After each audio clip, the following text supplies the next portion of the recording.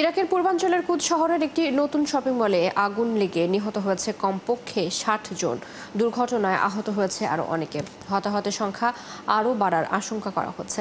দেশটির সরকারি সংবাদ সংস্থা INA জানিয়েছে, বুধবার রাতে কুদ শহরের হাইপার মলটিতে ভয়াবহ এই আগুন লাগে।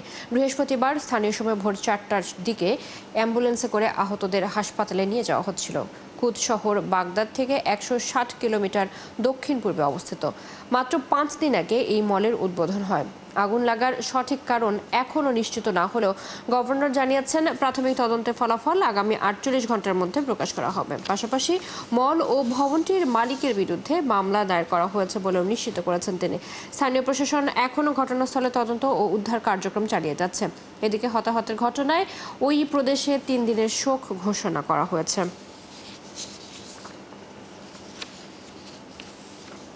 সিরিয়ায় ভয়াবহ সাম্প্রদায়িক সংঘর্ষের কেন্দ্রবিন্দু হয়ে উঠেছে দেশটির দক্ষিণাঞ্চলীয় ড্রুজ সংখ্যাগরিষ্ঠ প্রদেশ সুয়েদা।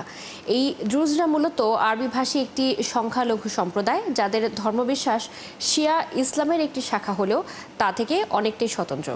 সিরিয়া, লেবানন, ইসরায়েল অধিকৃত গোলান মালভূমিতে এদের বসবাস। তাদের রক্ষায় সিরিয়ায় হামলা চালিয়েছে ইসরায়েল, কিন্তু কেন? বিস্তারিত থাকছে প্রতিবেদনে।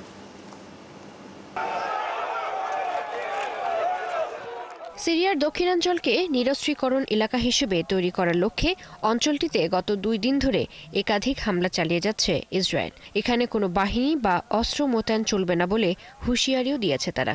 যদিও সিরিয়া এই ঘোষণা প্রত্যাখ্যান করে আক্রমণ বন্ধের জন্য ইসরায়েলের প্রতি বারবার আহ্বান জানিয়েছে।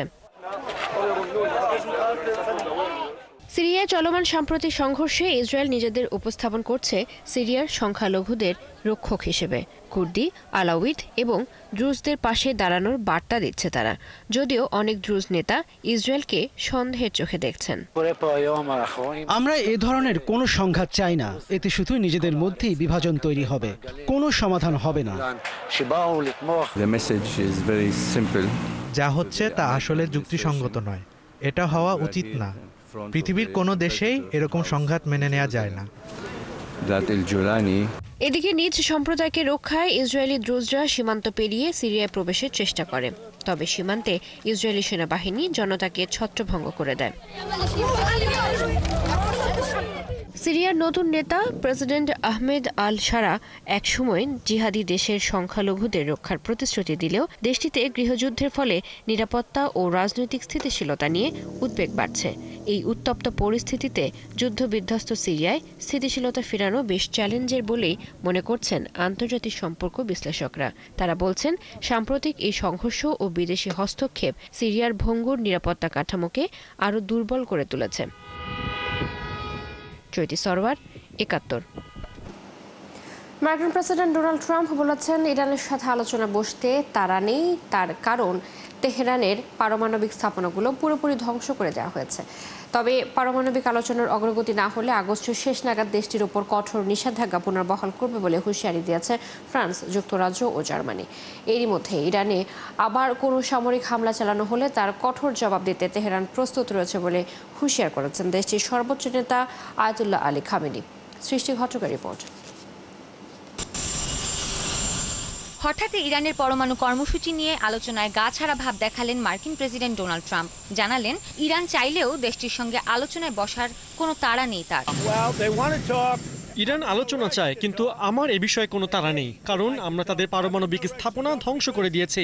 তাদের নতুন করে সব শুরু করতে হবে। তারা এতটাই ক্ষতির সম্মুখীন হয়েছে যে স্থাপনাগুলো আর ব্যবহারের যোগ্য নেই। তাদেরকে এখন ভিন্ন পথেই এগোতে হবে।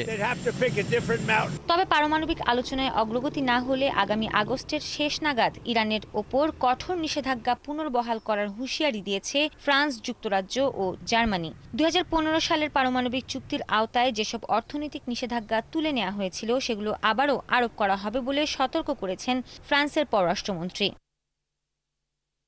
কিন্তু ইরানের ওপর আর হামলা হবে না এমন নিশ্চয়তা না দিলে তেহরান পরমাণু কর্মসূচি নিয়ে কোনো আলোচনায় রাজি হবে না বলে বারবারই স্পষ্ট করে জানিয়ে আসছে দেশটি। বুধবারও এক বিবৃতিতে এ দাবি স্পষ্ট করে দেশটির পার্লামেন্ট। একই দিন ইরানে আবার কোনো হামলা চালালে আরও কঠোর জবাব দিতে তেহরান প্রস্তুত রয়েছে বলে হুঁশিয়ারি দিয়েছেন দেশটির সর্বোচ্চ ধর্মীয় নেতা আয়াতুল্লাহ আলী খামেনি। ইরান যে ঘাঁটিতে আঘাত হেনেছে তা ছিল একটি অত্যন্ত সংবেদনশীল মার্কিন ঘাঁটি। যদি প্রয়োজন হয় আমরা যুক্তরাষ্ট্র ও অন্যদের আরও বড় ধাক্কা দিতে পারি। আমরা যুদ্ধ চাই না, সবার এটা জেনে রাখা উচিত। কিন্তু যখন শত্রুপক্ষ আক্রমণ করে তার কঠোর জবাব দিতে আমরা সবসময় প্রস্তুত থাকি, এটা ভুলে গেলে চলবে না। এদিকে ইসরায়েলের সাথে 12 দিনের যুদ্ধে ইরানের পাল্টা অভিযানে 30 জন ইসরায়েলি পাইলট নিহত হয়েছেন বলে দাবি করেছেন ইরাকে নিযুক্ত ইরানের সাবেক রাষ্ট্রদূত হাসান কাজেমি কুমি। তিনি বলেন, শত্রুদের মূল লক্ষ্য ছিল ইরান সরকারের পতন এবং ইরানে যুক্তরাষ্ট্রের প্রত্যাবর্তন ঘটানো, তবে কোনো লক্ষ্যই পূরণ করতে পারেননি তারা। সৃষ্টি ঘটক, ৭১।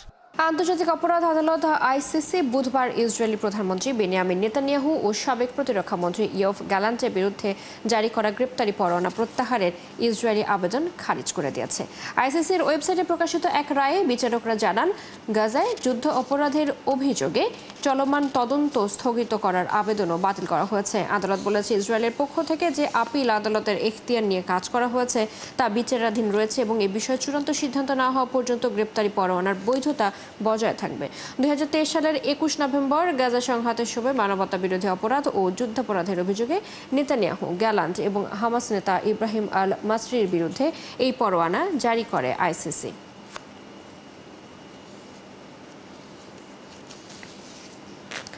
ইসরায়েলের প্রধানমন্ত্রী বেনিয়ামিন নেতানিয়াহু সরকারের গুরুত্বপূর্ণ জোট দল অতি রক্ষণশীল শাস পার্টি সরকার থেকে পদত্যাগ করেছে। এতে করে ইসরায়েলি সংসদ নেসেটে সংখ্যাগরিষ্ঠতা হারিয়েছেন নেতানিয়াহু। শাস পার্টি বুধবার জানিয়েছে, ইহুদি শিক্ষার্থীদের সেনাবাহিনীতে বাধ্যতামূলকভাবে কাজ করার আইনের দীর্ঘ দ্বন্দ্বের জেরে তারা সরকার থেকে পদত্যাগ করেছে। এর আগে চলতি সপ্তাহের শুরুতে আরও একটি রক্ষণশীল দল নেতানিয়াহু সরকার থেকে পদত্যাগ করে। সংখ্যাগরিষ্ঠতা হারানোয় যুদ্ধাপরাধী অভিযুক্ত নেতানিয়াহুকে এখন সরকার চালাতে হিমশিম খেতে হবে। তবে সাহস পার্টি জানিয়েছে, নেতানিয়াহুর জোট সরকার ক্ষতিগ্রস্ত হয় এমন কিছু তারা করবে না। এছাড়া কিছু আইন পাশের ক্ষেত্রে নেতানিয়াহুকে সহায়তা করবে এবং সরকারের পতন হয় এমন কিছুও তারা করবে না। ফিলিস্তিনের পশ্চিম তীরে এক মার্কিন নাগরিককে পিটিয়ে হত্যা করার ঘটনার বিষয়ে তদন্ত করা হবে বলে জানিয়েছেন ইসরায়েলের নিযুক্ত মার্কিন রাষ্ট্রদূত মাইক হাকাবি। মার্কিন প্রেসিডেন্ট ডোনাল্ড ট্রাম্পের সাথে বৈঠকে তিনি একথা জানান। ট্রাম্প জানান, পশ্চিম তীরে নিহত মার্কিন নাগরিকের বিষয়ে তারা বৃহস্পতিবার একটি বৈঠক করবেন। মার্কিন রাষ্ট্রদূত মাইক হাকাবি বলেন, এই অপরাধমূলক কর্মকাণ্ডের বিষয়টি অবশ্যই তদন্ত করা হবে। এর আগে ফিলিস্তিনের স্বাস্থ্য মন্ত্রণালয় জানায়, গত শুক্রবার পশ্চিম তীরের রামাল্লার উত্তরে সিনজিল শহরে ইসরায়েলি বসতি স্থাপনকারীরা 20 বছর বয়সী সাইফুল্লাহ মুসাল্লেতের ওপর হামলা চালিয়ে তাকে হত্যা করেছে। যুক্তরাষ্ট্রের ক্যালিফোর্নিয়া অঙ্গরাজ্যের লস অ্যাঞ্জেলেস থেকে ন্যাশনাল গার্ড সরিয়ে নিয়েছে পেন্টাগন। এই তথ্য নিশ্চিত করেছেন ক্যালিফোর্নিয়ার গভর্নর গ্যাভিন নিউসাম। তিনি বলেন, মার্কিন প্রেসিডেন্ট নিজের ক্ষমতা দেখানোর জন্য ন্যাশনাল গার্ড মোতায়েন করেছিলেন। তবে লস অ্যাঞ্জেলেস থেকে প্রায় 2000 ন্যাশনাল গার্ড প্রত্যাহার করা হলেও প্রায় 700 মেরিন সহ 2000 সেনা শহরে থাকবে। এর আগে লস অ্যাঞ্জেলেসে অবৈধ অভিবাসী বিরোধী অভিযানের বিরুদ্ধে হওয়া বিক্ষোভ ঠেকাতে ন্যাশনাল গার্ড ও সেনা মোতায়েন করেছিল পেন্টাগন। সে সময় ট্রাম্পের এই উদ্যোগে আপত্তি জানিয়ে আদালতে শরণাপন্ন হন নিউজম। মেক্সিকো সীমান্তের কাছে দ্বিতীয় ধাপের প্রাচীর নির্মাণ করছে যুক্তরাষ্ট্র। এখানে মোট 11 কিলোমিটার সীমান্ত বেড়া তৈরি করা হবে। দেশটির দক্ষিণাঞ্চলের নিউ মেক্সিকোর কাছে এটি তৈরি করা হচ্ছে। মূলত এই সীমান্ত নিয়ে অবৈধ অভিবাসীরা বেশি প্রবেশ করে। এ কারণে নিরাপত্তা ব্যবস্থা জোরদার করতে এখানে দ্বিতীয় ধাপের দেয়াল তৈরির বিশেষ গুরুত্ব দিয়েছে ট্রাম্প প্রশাসন। মেক্সিকো সীমান্তে দেয়াল নির্মাণের এই পরিকল্পনা নতুন নয়। এর আগেও বিভিন্ন সময়ে এই ধরনের পদক্ষেপ নেওয়া হয়েছে। ডোনাল্ড ট্রাম্পের শাসনামলে এই ধরনের দেয়াল নির্মাণের একটি বড় প্রকল্প হাতে নেওয়া হয়েছিল, কিন্তু জো বাইডেনের আমলে সেই প্রকল্পের গতি কিছুটা কমে যায়। এখন আবার নতুন করে এই দেয়াল নির্মাণের পরিকল্পনা করা হচ্ছে।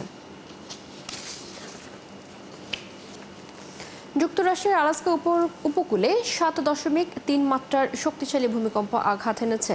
তীব্র এই ভূমিকম্পের পর সুনামি সতর্কতা জারি করা হলেও তা প্রত্যাহার করে নেওয়া হয়।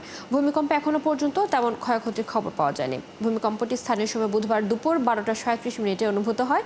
যুক্তরাষ্ট্রের ভূতাত্ত্বিক জরিপ সংস্থা ইউএসজিএস জানিয়েছে, এটির কেন্দ্রস্থল ছিল স্যান্ড পয়েন্ট থেকে প্রায় 54 মাইল দক্ষিণে এবং এর গভীরতা ছিল তুলনামূলকভাবে অগভীর, মাত্র 20.1 কিলোমিটার। কিলোমিটার, মূলত আলাস্কা প্রশান্ত মহাসাগরের রিং অফ ফায়ারের অংশ এবং এটি বিশ্বের অন্যতম ভূমিকম্পন প্রবণ অঞ্চল হিসেবে পরিচিত।